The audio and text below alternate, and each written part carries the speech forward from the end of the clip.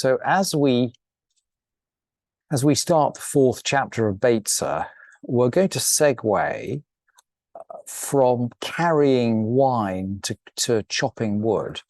Now, we finished up the last chapter with filling up measures on Erev Yom Tov. We finished up the last chapter with measuring out wine.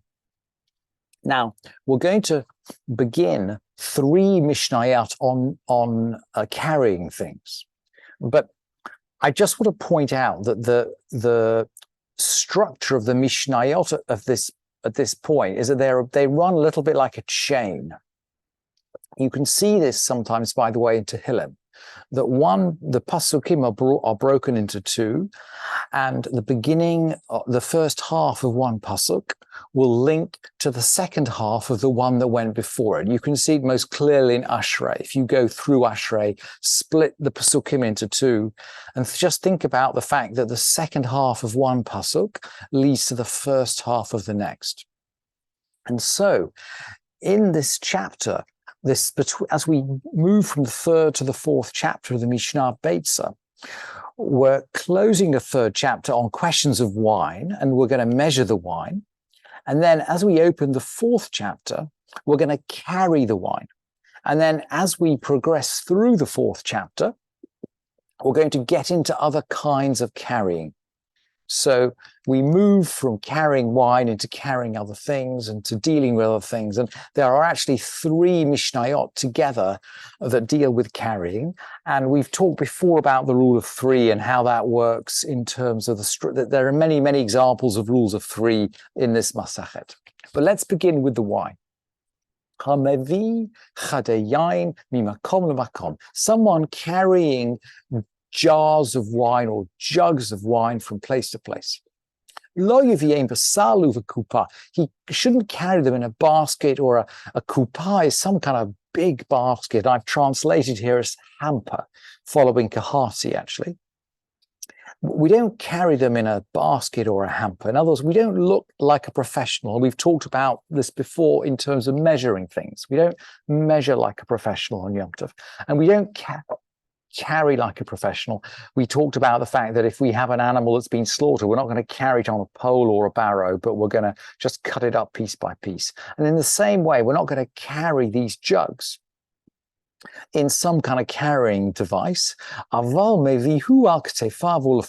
just going to carry the jugs on our shoulder, or he's going to carry them in front of him. In other words, we're going to carry them just like a kind of a casual holiday way of carrying, not a serious professional way of carrying.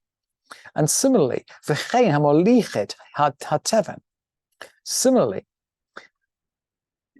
someone who brings straw, we're going to bring straw maybe for, well, we'll see in a minute, we might bring it for burning, but we could bring it for feeding animals too.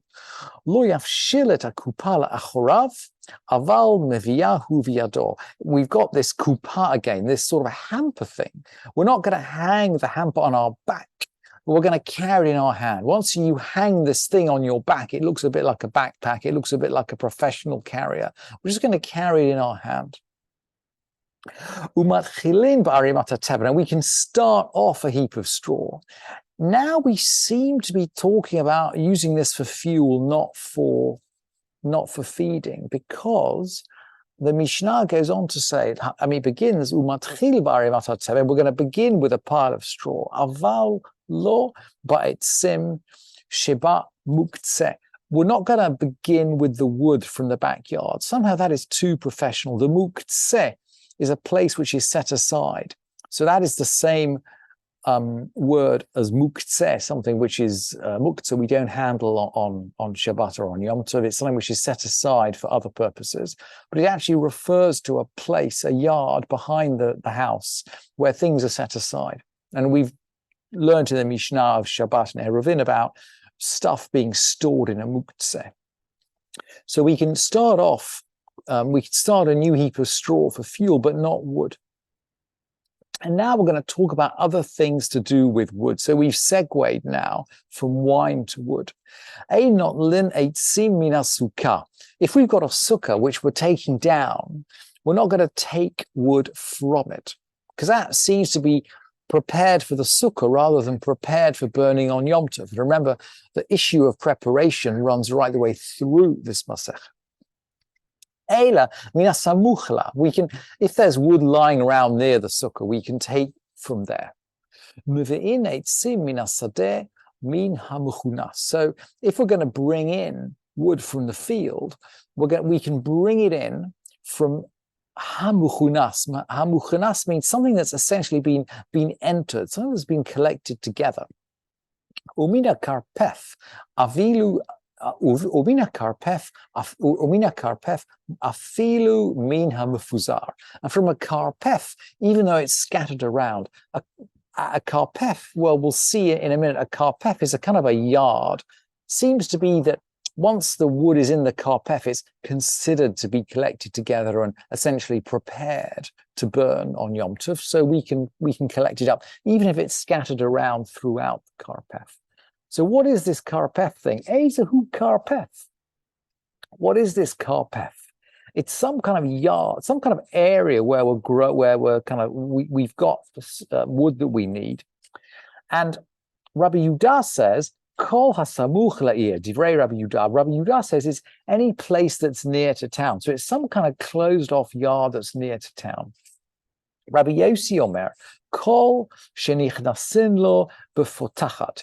Rabbi Yossi says anything that you enter with a key, i.e. anywhere which is closed off, anywhere which is locked up, anywhere which is segregated. You see the wood sitting here is effectively segregated off. It's designated for use on Yom Tov. If it's designated for use on Yom Tov, then we can burn it on Yom Tov. So Rabbi Yossi says anywhere that you can enter with a key, shenichnasin ba lo befotachat va'afilu b'toch tchum Shabbat, even if it's out to, I mean, he says within the Shabbat border, within the tchum Shabbat, but he means out as far as the Shabbat border. So we've said, we remember that we learned in Eruvim, the Shabbat border is about, it's exactly 2,000 amot, which is about 1 kilometer. So, which is about, say, 15 minutes walk. Yeah, it's 15 minutes walk, 1,000 yards. So it can be 1,000 yards outside town, providing that it's a lockable space, it's a lockable pen. What about chopping up the wood? So again, we're circling around the whole wood question now. We're not going to chop up wood. Lo min ha-korot velo min ha-korah shenispara v'yom tov. We're not going to chop up wood from beams or from a beam which was broken on Yom Tov. Now, the Gemara, I mean, this is an incomprehensible Mishnah. In fact, if you don't have the Gemara interprets the beams, the korot, as essentially high-value items. These are construction beams. So you wouldn't mess around with those on Yom Tov. Not from a beam that was broken, Yom Tov. So this sounds as if you could, if a beam, one of these high-value beams did break, you could burn it on Yom Tov. But there's a but. Shenishbara Yom Tov. It was actually broken on Yom Tov. So it wasn't prepared. We come back to the question of preparation. When Yom Tov came in, it was a whole beam. Its status changed when it broke. And if its status changed in the middle of Yom Tov, we can't use it until Yom Tov goes out. What if it had been broken before Yom Tov? Well, maybe then we can use it. And the Mishnah continues, Ve'ein v'vakin lo b'kardom ve'lo v'b'gera ve'lo v'magal ele b'kofetz. So if we are going to chop, we must be referring here to chopping up a beam that had broken before Yom Tov. If we are going to chop, we're not going to chop with an axe or with a saw or with a sickle. A magal is a sickle, but we're only going to chop with a kofetz. A kofetz is a sort of a butcher's cleaver. We came across it in the last chapter, that the butcher's going to chop up the meat with a cleaver. And it seems as though, again, we're not going to use a professional tool to chop up our wood because it's Yom Tov, right? We're not using professional things, but we are using, if you like, an occasional tool that comes to our hand. We're using we can use an inappropriate tool on Yom Tov to chop up the wood. So we're going to use the kofetz, the cleaver. What about a building that was originally shut on Yom Tov and somehow opens up?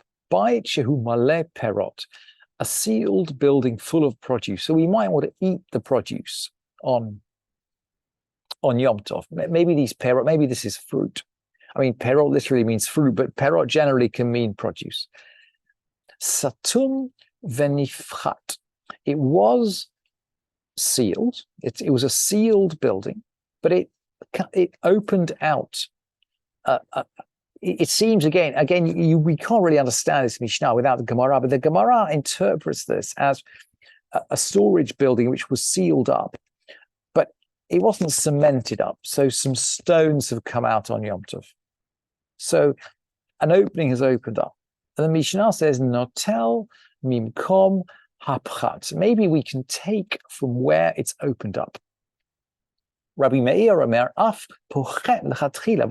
says, actually, in the first instance, you can actually make a hole in this thing, v'notel, and actually take out. And the halakha doesn't go according to Rabbi Meir, but as we've seen many times before, the Mishnah records the opinion of Rabbi Meir.